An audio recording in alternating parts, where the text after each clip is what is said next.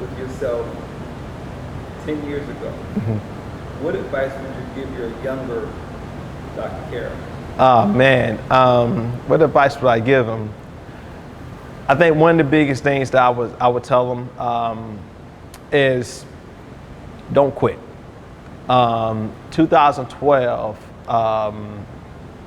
believe it or not, I was actually going through another form of domestic violence situation.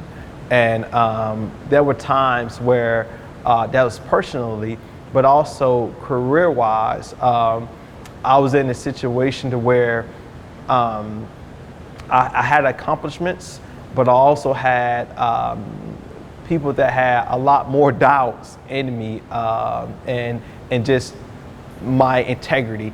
They didn't like the fact that I was by the book.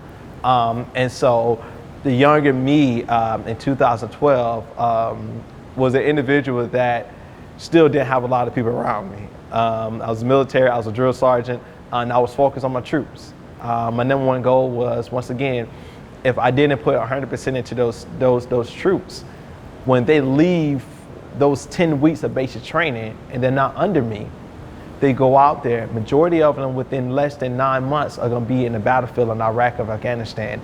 And so to me, I felt like if I didn't put 100% into them, then I can end up failing them, right? And I didn't have the time to party and joke around or run around. I didn't have that time to do that. I took it personal to make sure I invested every bit of time that I had into them, because I felt like their lives was in my hands. And so if I was sitting here with my younger self now, I just tell them to keep pushing. Hold your head up, wipe your brow, wipe your tears, and just keep pushing. There's light at the end of the tunnel, but you just got to stay focused and stay driven.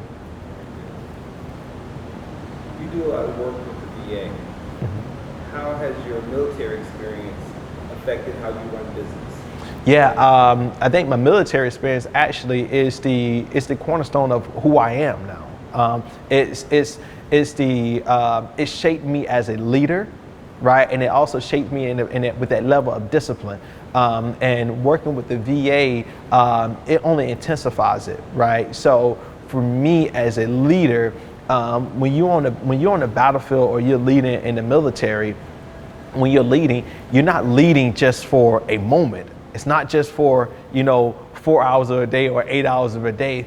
As a leader in the service, you're leading 24 hours a day, 365 days in the year, right? And if any extra days, you're still going to be a leader in that time frame, right?